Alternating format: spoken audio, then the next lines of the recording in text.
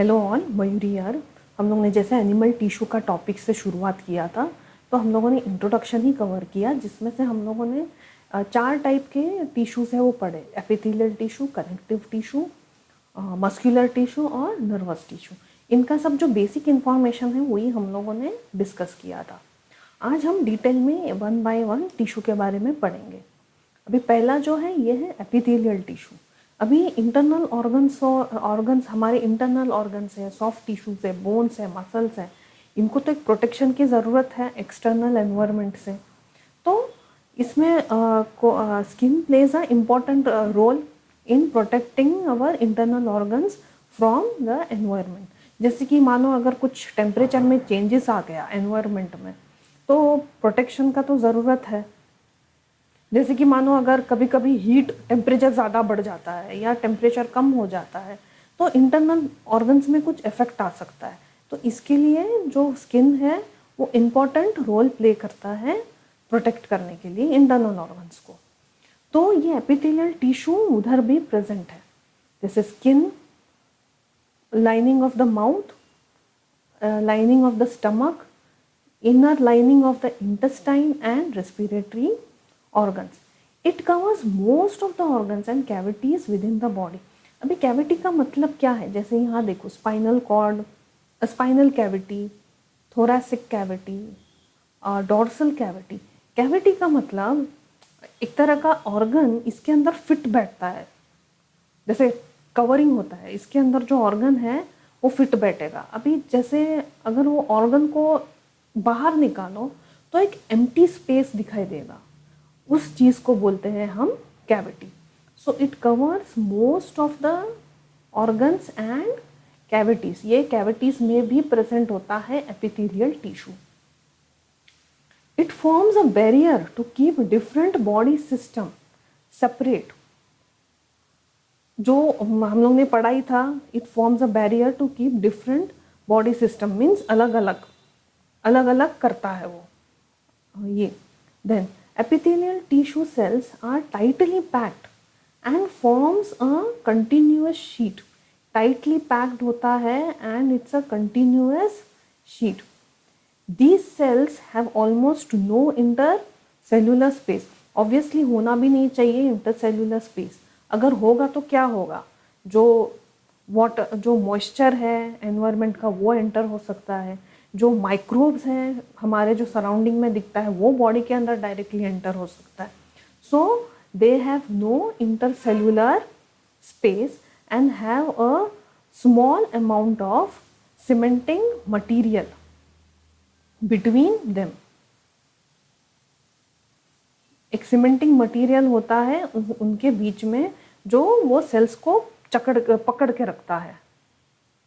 Anything entering और leaving the body must cross at least 1 layer of epithelium. एक जो epithelial layer है उसको क्रॉस करके तो जाना ही पड़ेगा। So the permeability of the cell of various epithelium plays an important role in regulating the exchange of the materials between the body and external environment and also between the different parts of the body. अभी ये क्या है? permeability of the cells of the various epithelium। जैसे कि अलग अलग हम लोग ने डिफरेंट टाइप्स ऑफ एपिथेलियम आप पढ़ रहे हैं। जैसे कि मानो अगर एक मेम्ब्रेन का जो परमिएबिलिटी वो ज़्यादा है, वहाँ से जो सब्सटेंस है वो इजीली एंटर कर रहा है, तो दूसरा मेम्ब्रेन होगा जहाँ से वो एंटर थोड़ा देरी से कर रहा है, मीन्स थोड़ा उसको डिफिकल्टी लग रहा है। तो दिस इज, तो ये समझा है वहाँ पे, the permeability of the cells of various epithelium plays an important role in regulating the exchange of the materials between the body and the external environment and also in the different parts of the body। different parts of the bodies में भी अभी हम पढ़ रहे हैं जहाँ कहाँ epithelial tissue present है। all glands are made up of epithelial cells। जैसे pineal gland है, pituitary gland है, thyroid, adrenal glands सारे। all epithelial is usually separated from the underlying tissue by an extra cellular fibrous basement membrane. अभी यहाँ जैसे कि एक photo है, यहाँ पे देखिए ये है एपिथेलियम लेयर और ये उसका नीचे का पार्ट है। ये जो बीच में जो दिख रहा है ना, ये है बेसमेंट मेम्ब्रेन। ये जो दिख रहा है, this is the basement membrane. So it is separated और separated from underlying tissue by an extra fibrous basement membrane। अभी ये जो एपिथेलियम है, ये अगेन थ्री टाइप्स का आपको दिखेगा। पहला है स्क्वामस, दूसरा कॉलुमिनार और तीसरा है क्यूबॉइडल। स्क्वामस, ये इट इज एक्सट्रीमली थिन, ये बहुत थिन है और फ्लैट सेल्स होता है। It is found in the lining of the mouth. ये लाइनिंग ऑफ द माउथ, फिर यहाँ चीक्स के अंदर का जो स्पेस है, जैसे कि अगर हम लोगों ने स्क्वैप करके उसको माइक्रोस्कोप में देखा तो आपको दिखाई देगा, वहाँ पे स्क्वामस एपिथेलियम प्रेजेंट होता है। Then oesophagus, then lining of the blood vessels. Skin epithelium are arranged in many layers to prevent wear and tear. बहुत सारे लेयर्स में वो फॉर्म होता है। Then this epithelium is stratified, is called as stratified squamous epithelium। strata means layers, बहुत से layers होते हैं स्किन के, उसे हम क्या कहेंगे? stratified squamous epithelium। strata means layers। तो ये था squamous epithelium। अभी यहाँ पे देखते हैं कॉलमनार एपिथेलियम। कॉलमनार एपिथेलियम से नाम से ही समझ में आता है, देखो ये कितना इलोंगेटेड है यहाँ पे। It has column cells. It is present where absorption and secretion occurs. Absorption secretion basically कहाँ होता है? इंटेस्टाइन में। इट एब्जॉर्ब्स द न्यूट्रिएंट्स, जो डाइजेस्टिव फूड से जो इम्पोर्टेंट न्यूट्रिएंट्स हैं वो उस चीज़ को एब्जॉर्ब करता है, तो ये उधर प्रेजेंट है। Then the examples, the inner lining of the stomach. Then inner lining of the stomach देखिए यहाँ पे दिखा है कॉलुमिनार, ये देखिए। देन इंटेस्टाइन, ये देखिए इंटेस्टाइन का ये है ना, ये inner layer, inner lining of the intestine, ये इतना पोर्शन इधर प्रेजेंट होता है columnar. And in respiratory tract, अभी रेस्पिरेटरी ट्रैक में देखिए columnar epithelium tissue also has cilia. Columnar epithelium respiratory में भी प्रेजेंट होता है, विच कैन मूव। सीलिया, अभी उसे क्या कहते हैं हम? ब्रोंकस। यहाँ से देखिए, यहाँ से ये रेस्पिरेटरी दिख रहा है ना, तो यहाँ से चालू होता है हमारा वो ब्रोंकस लेयर।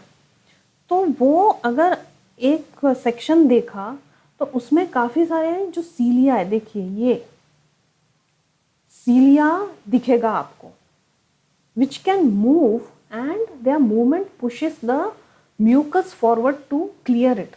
जो म्यूकस फॉर्म होता रहता है लंग्स में, उससे ये सीलिया है, ये पुश करके इसे क्लियर करता रहता है अंदर। देखिए ये सारे जो है ये ब्रोंकस है ये, और इसमें जो अगर आप एक पोर्शन लोगे तो आपको सीलिया दिखेगा। It is small hair like structures होता है वो।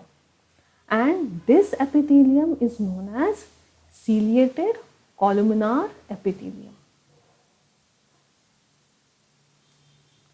Cuboidal epithelium. Then this epithelium is cube-like cells. देखिए cube-like cells होता है. It performs secretion and absorption and provides mechanical support.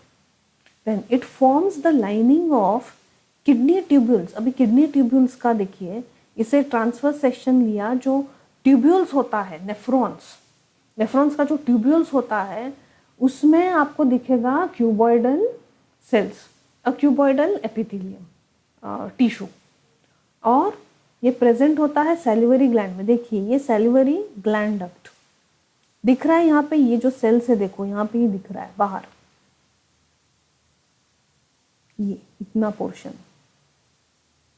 देखिए यहाँ पे प्रेजेंट है वो cuboidal epithelium.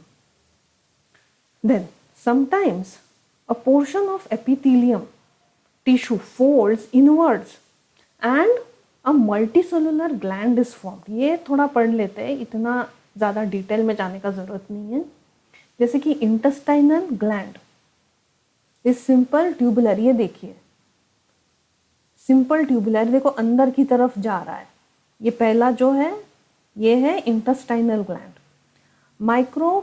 मैरोक्राइन sweat gland simple coiled tubular, देखिए ऐसा जा रहा है नीचे इनवर्ड.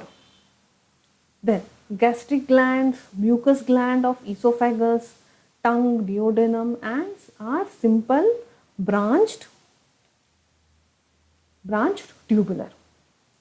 तो ये था आज का टॉपिक जो कि हम लोगों ने कवर किया, वो है एपिथेलियल टिश्यू.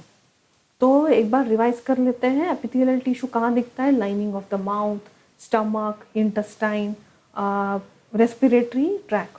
फिर most of the organ cavities में भी ये लेयर दिखता है. Then it is tightly packed and continuous sheet, और इसमें जो इंटरसेलुलर स्पेस है ये नहीं होता है. ये एक कवर अप होता है सीमेंटिंग मटेरियल्स जो कि उनके बीच में दिखता है. फिर परमिएबिलिटी के बारे में भी पढ़ा. जो परमिएबिलिटी ऑफ द सेल्स है वो डिफर होता है. एक एपिथेलियम टिश्यू का शायद परमिएबिलिटी ज़्यादा होगा तो दूसरे का कम होगा. So epithelium, it plays an important role in regulating the exchange of materials between the body and external environment. फिर ये सब ग्लैंड्स में भी प्रेजेंट होता है. Pineal gland, pituitary, thyroid, adrenal. ये एक सेपरेटेड होता है from underlying tissue by an extra fibrous basement membrane.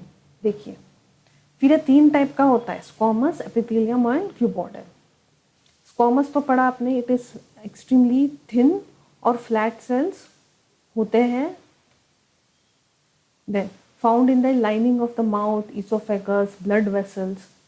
फिर it is arranged in many layers. Skin epithelium is arranged in many layers to prevent wear and tear, जिसे बोलते हैं हम stratified squamous epithelium. Columnar epithelium basically कहाँ present है? जहाँ पे absorption और सेक्रीशन होता है, that is in intestine. Then inner lining of the stomach, देखिए यहाँ पे intestine, respiratory tract. Respiratory tract में जो ब्रोंकस है उसका जो सीलिएटेड पार्ट होता है हेयर लाइक स्ट्रक्चर में, वहाँ पे भी ये आपको दिखेगा कॉलुमिनार ciliated columnar epithelium, which helps in the movement and pushes the mucus forward to clear it. This epithelium is called as ciliated columnar epithelium.